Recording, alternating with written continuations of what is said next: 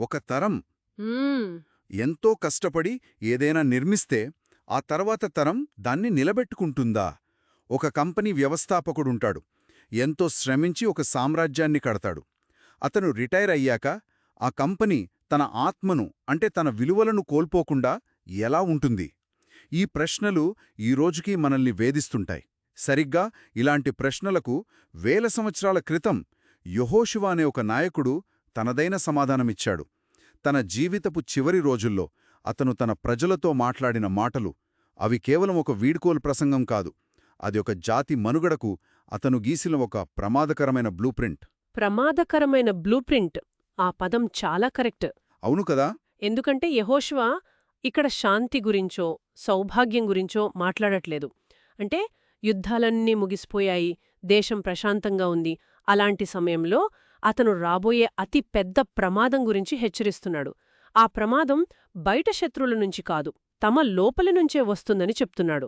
విజయం సాధించిన తర్వాత వచ్చే సంతృప్తి, ఆ నిర్లక్ష్యం ఒక జాతిని ఎలా నాశనం చేయగలదో అతను చాలా స్పష్టంగా వివరిస్తున్నాడు. సరే, ఆ బ్లూప్రింట్ను మనం కొంచెం లోతుగా విడమరిచి చూద్దాం.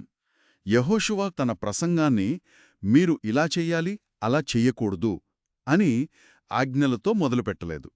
దానికి బదులుగా అతను ఒక టైం మెషీన్ ఎక్కినట్టు ప్రజలందర్నీ గడిచిన కాలంలోకి తీసుకువెళతాడు. వాళ్ల ఉమ్మడి జ్ఞాపకాలను తట్టిలేపుతాడు. 3వ వచనంలో ఏమంటాడంటే, మీ దేవుడైన యెహోవా మీకోసం ఆ జాతులన్నిటికీ ఏం చేశాడో మీ కళ్లతో మీరే చూశారు. మీ తరపున యుద్ధం చేసింది మీ దేవుడే. ఇదొక తెలివైన ఎత్తుగడ గదా? ఇది కేవలం తెలివైన ఎత్తుగడ కాదు, ఇదొక రకమైన వ్యూహాత్మక జ్ఞాపకం అన్నమాట. వ్యూహాత్మక జ్ఞాపకం. యెహోషువ కేవలం పాకతత చెప్పట్లేదు. అతను ఒక జాతీయ గుర్తింపును, ఒక ఐడెంటిటీని నిర్మించడానికి కావలసిన ఎమోషనల్ ఫ్యూయల్ను అందిస్తున్నాడు. మనమెవరం, మనమిక్కడికి ఎలా వచ్చాం అనే ప్రశ్నలకు సమాధానమిస్తున్నాడు. ఇది దాదాపు ప్రతి దేశం, ప్రతి పెద్ద కంపెనీ తమ ఫౌండింగ్ స్టోరీని పదే పదే చెప్పటం లాంటిది. మనం గెలిచాం అని చెప్పట్లేదు, మనకోసం దేవుడు గెలిచాడు అని చెప్పడం ద్వారా వారి అహాన్ని పక్కనబెట్టి కృతజ్ఞతను ప్రధాన భావంగా స్థాపిస్తున్నాడు.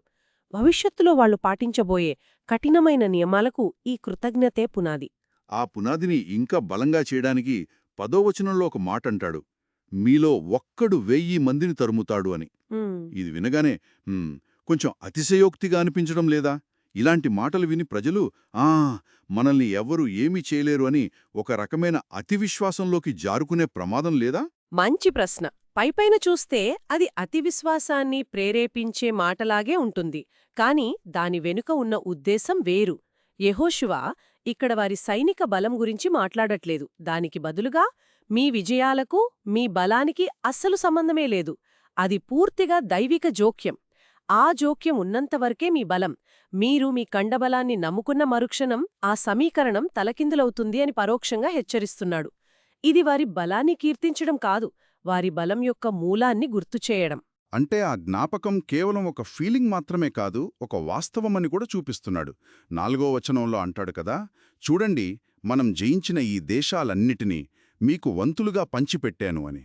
సరిగ్గా అక్కడికే వస్తున్నాను. ఆ జ్ఞాపకాలను కేవలం గాలిలో వదిలిపెట్టలేదు, దాన్ని భౌతిక వాస్తవికతతో ముడిపెట్టాడు. మీరు నిలబడిన ఈ నేల, మీరు పండించుకుంటున్న ఈ పంట, మీరు అనుభవిస్తున్న ఈ శాంతి, ఇవన్నీ గాలిలోంచి ఊడిపడలేదు. ఇవన్నీ దేవుడు తన మాట నిలబెట్టుకున్నాడనడానికి సాక్ష్యాలు అని చెప్తున్నాడు. అంటే దేవుని వాగ్దానమనేది ఒక అబ్స్ట్రాక్ట్ ఐడియా కాదు, అది ప్రతి కుటుంబానికి దక్కిన నిజమైన వారసత్వం, ఒక రియాలిటీ. ఈ బలమైన పునాది మీద ఇప్పుడు అసలు విషయం చెప్పబోతున్నాడు. గతాన్ని గుర్తు చేయడం ఒక ఎమోషనల్ హుక్ మాత్రమే. కానీ ఎమోషన్స్ మీద ఒక దేశాన్ని నడపలేరు కదా. మరతనిచ్చిన ప్రాక్టికల్ సూచనలేంటి? ఇక్కడ కొన్ని చేయాల్సినవి, కొన్ని అస్సలు చేయకూడనివి అని ఒక లిస్ట్ ఇస్తాడు. అవును, ముందుగా చేయాల్సినవి చూద్దాం. 6వ వచనంలో, ధర్మశాస్త్ర గ్రంథంలో రాసి ఉన్నదంతా పాటించడానికి మీ మనస్సును దృఢంగా చేసుకోండి, కుడికిగాని ఎడమకుగాని దాని నుంచి అస్సలు పక్కకు జరగొద్దు అంటాడు. ఆ తర్వాత 8వ వచనంలో, మీ దేవుడైన యెహోవాను హత్తుకొని ఉండండి అంటాడు. చివరగా ఆయన్ని ప్రేమించండి అంటాడు. ఈ 3 స్థాయిలు చాలా ముఖ్యం. మొదట నియమాలు పాటించడం, తర్వాత వ్యక్తిగత సంబంధం, ఆ తర్వాత ప్రేమ. హత్తుకొని ఉండండి అనే మాటలో ఏదో ప్రత్యేకత ఉంది. పాటించండి లేదా వినండి అని చెప్పొచ్చు కదా. హత్తుకోవడం అనేది చాలా పర్సనల్ పదం. కరెక్ట్, మీరు పట్టుకున్నారు. అది కేవలం విధేయతను సూచించదు, ఒక గాఢమైన సన్నిహితమైన బంధాన్ని సూచిస్తోంది. ఎందుకంటే నియమాలు ఒత్తిడిలో విరిగిపోవచ్చు, కాని ఒక బలమైన బంధం ఎలాంటి పరిస్థితుల్లోనైనా నిలబడుతుంది. యెహోషువ దృష్టిలో దేవునితో వారి సంబంధం కేవలం ఒక లీగల్ కాంట్రాక్ట్ కాదు, అదొక లవ్ స్టోరీలా ఉండాలి. అందుకే ఆ మాట వాడాడు. ఇక చేయకూడని పనుల జాబితా అయితే ఇంకా స్ట్రిక్ట్గా ఉంది. 7వ వచనంలో ఒకేసారి 5 నిషేధాలు చెప్తాడు. 1 మీతో మిగిలిపోయిన ఈ ఇతర జాతులతో కలవొద్దు. 2 వాళ్ళ దేవతల పేర్లను కూడా ఎత్తొద్దు. 3 వాళ్ల మీద ప్రమాణం చేయొద్దు. 4 వాటిని పూజించొద్దు. 5 వాటికి నమస్కరించొద్దు. అంటే వాళ్లతో ఏ రకంగానూ కలవొద్దు, వాళ్ల కల్చర్ను అస్సలు టచ్ చేయొద్దు అని చాలా కఠినంగా చెప్తున్నాడు. వాళ్ళ దేవతల పేర్లను కూడా ఎత్తొద్దు అంటే అది ఆచరణలో సాధ్యమేనా? మీరు అడిగిన ప్రశ్న చాలా కీలకం.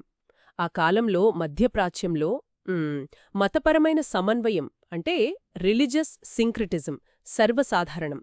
అంటే ప్రతి జాతి ఇరుగుపొరుగు దేవుళ్లను తమ దేవతలతో పాటు పూజించేది. అది ఒక సాంస్కృతిక అలవాటు. ఈ దేవుడు వర్షమిస్తాడు, ఆ దేవుడు పంటలిస్తాడు, ఇంకో దేవత ఆరోగ్యమిస్తుంది, అందరినీ పూజిస్తే పోయేదేముంది అనుకునేవారు. ఇలాంటి ప్రపంచంలో యెహోషువ ప్రతిపాదిస్తున్నది ఒక విప్లవాత్మకమైన, దాదాపు అసాధ్యమైన ఆలోచన. ఇది కేవలం మతపరమైన ఆజ్ఞ కాదు, ఒక రకమైన రాజకీయ తిరుగుబాటు కూడా. మా దేవుడు తప్ప ఇంకెవరూ లేరు అని ప్రకటించటం ఆ కాలంలో ఒక డేంజరస్ స్టేట్మెంట్. అంటే ఇది ఒక రకమైన కల్చరల్ ఫైర్వాల్ నిర్మించటం లాంటిదా? Excellent analogy.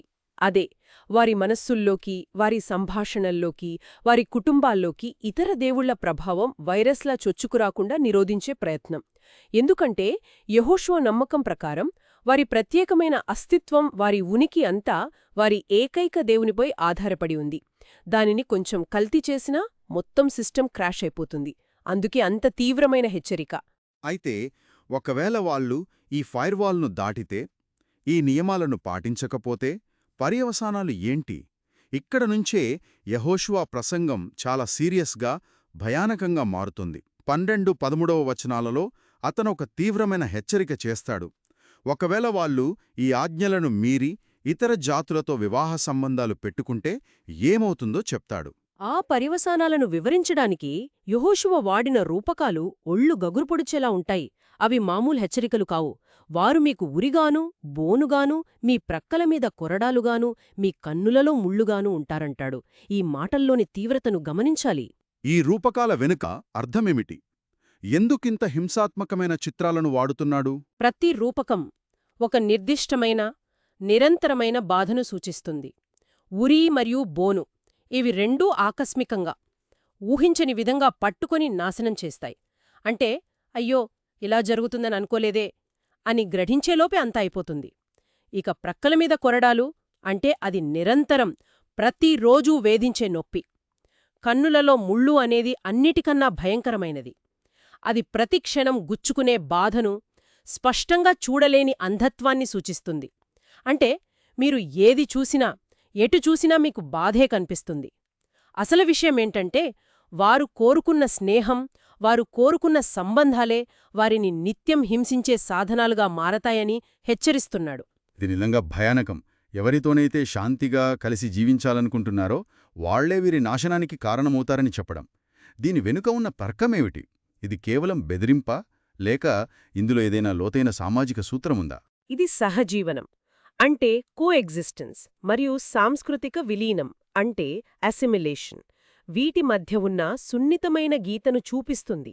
ఈ గ్రంథం చెప్పేదేంటంటే ఇతర జాతులతో కేవలం కలిసి బ్రతకడం సమస్య కాదు, వారితో కలిసిపోయి వారి ఆచారాలను, వారి విలువలను, వారి దేవుళ్లను స్వీకరించడమే అసలైన సమస్య. ఎందుకంటే అది వారి ప్రత్యేకమైన గుర్తింపును, దేవునితో వారికున్న ఒప్పందాన్ని నాశనం చేస్తుంది. ఇది మేము వేరు, మా మార్గం వేరు అనే స్పృహను కోల్పోవడం. ఆ స్పృహ కోల్పోయినప్పుడు వారు ఎందుకోసం పోరాడారో, దేనికోసం నిలబడ్డారో ఆ ఉద్దేశమే నీరుగారిపోతుంది. అందుకే సాంస్కృతిక విలీనాన్ని వారి అస్తిత్వానికే ముప్పుగా పరిగణించాడు. తన వాదనకు బలం చేకూర్చడానికి 15వ వచనంలో యెహోషువ ఒక రకమైన కిల్లర్ లాజిక్ను ఉపయోగిస్తాడు. మీ దేవుడైన యెహోవా మీకు చెప్పిన మంచి మాటలన్నీ ఎలాగైతే నిజమయ్యాయో అలాగే ఆయన చెప్పిన కీడు కూడా మీ మీదికి రప్పిస్తాడంటాడు. ఇది వినడానికి చాలా సింపుల్గా ఉన్నా చాలా పవర్ఫుల్ ఆర్గ్యుమెంట్ కదా. అద్భుతమైన పాయింట్. అది దైవిక స్థిరత్వం అనే రెండంచుల కత్తిలాంటిది. ప్రజల ముందు నిలబడి దేవుడు మంచివాడని నమ్ముతున్నారా అని అడుగుతున్నాడు. వాళ్ళు అవును, మాకీ దేశమిచ్చాడు, మమ్మల్ని కాపాడాడు అని ఒప్పుకోక తప్పదు. అప్పుడు యెహోషువ, చూశారా, ఆయన తన మంచి వాగ్దానాలను నెరవేర్చడంలో ఎంత నమ్మకమైనవాడో మీరే సాక్ష్యం. మరి ఆయన తన హెచ్చరికలను కూడా అంతే నమ్మకంగా అమలు చేస్తాడని ఎందుకు అనుకోవట్లేదు అని అడుగుతున్నాడు. దేవుని మంచితనానికి సంబంధించిన ఆధారాలనే ఆయన తీర్పు యొక్క సామర్థ్యానికి కూడా రుజువుగా చూపిస్తున్నాడు. ప్రజలు దీనిని కాదనడానికి ఆస్కారమే లేదు, ఎందుకంటే వారు అనుభవిస్తున్న ప్రతి సౌఖ్యం ఆయన మంచితనానికి ప్రత్యక్ష సాక్ష్యమే. చివరిగా తన ప్రసంగాన్ని ముగిస్తూ ఈ మొత్తం సందేశాన్ని ఒక్క వాక్యంలో సంగ్రహిస్తాడు. అతని చివరి మాటలు ఒక శక్తివంతమైన జ్ఞాపిక.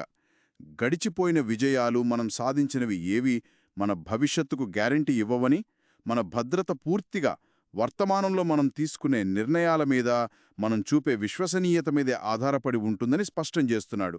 16వ వచనంలోని ఆ చివరి హెచ్చరిక చాలా సూటిగా, నిక్కచ్చిగా ఉంటుంది. అవును, మీరు దేవుని ఒప్పందాన్ని మీరి ఇతర దేవతలను పూజిస్తే ఆయన మీకిచ్చిన ఈ మంచి దేశంలో ఉండకుండా మీరు తొందరగా అంటే శీఘ్రముగా నశించిపోతారు. ఆ శీఘ్రముగా అనే పదం చాలా ముఖ్యం. సామ్రాజ్యాలు కూలిపోవడానికి శతాబ్దాలు పట్టొచ్చు, కాని ఒక జాతి తన నైతిక పునాదిని కోల్పోయినప్పుడు పతనం చాలా వేగంగా ఉంటుంది అని హెచ్చరిస్తున్నాడు. అంతా కోల్పోవడానికి ఎంతో కాలం పట్టదు. మొత్తానికి యెహోషువ ప్రసంగం ఒక నాయకుడి ఆవేదనలా ఉంది. తాను లేనప్పుడు తన ప్రజల గతి ఏమవుతుందోనన్న ఆందోళన ప్రతి మాటలోనూ కల్పిస్తుంది. నిజమే. చివరిగా శ్రోతలను ఆలోచింపచేసే ఒక ప్రశ్నను ఈ ప్రసంగం మన ముందుంచుతుంది.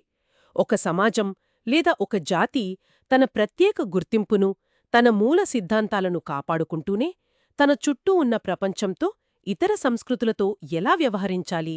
సంపూర్ణంగా వేరుపడి బ్రతకడం ఈ గ్లోబలైజ్డ్ ప్రపంచంలో సాధ్యమా? లేదా ఇతరులతో కలిసిపోవడంలో హద్దులు ఎలా గీయాలి? ఒక నాయకుడు తన తరువాతి తరానికందించే అసలైన వారసత్వమేమిటి? అది కేవలం భూమి, ఆస్తి మాత్రమేనా? లేక దానితో పాటు వచ్చే నైతిక మరియు ఆత్మీయ బాధ్యత కూడానా? ఈ ప్రశ్నలు కేవలం ఆనాటి ఇశ్రాయేలీయులకే కాదు, ఈ రోజు తమ ఐడెంటిటీని కాపాడుకోవడానికి ప్రయత్నిస్తున్న ప్రతి సమాజానికి, ప్రతి సంస్థకు, బహుశా ప్రతి కుటుంబానికి కూడా లోతుగా వర్తిస్తాయి.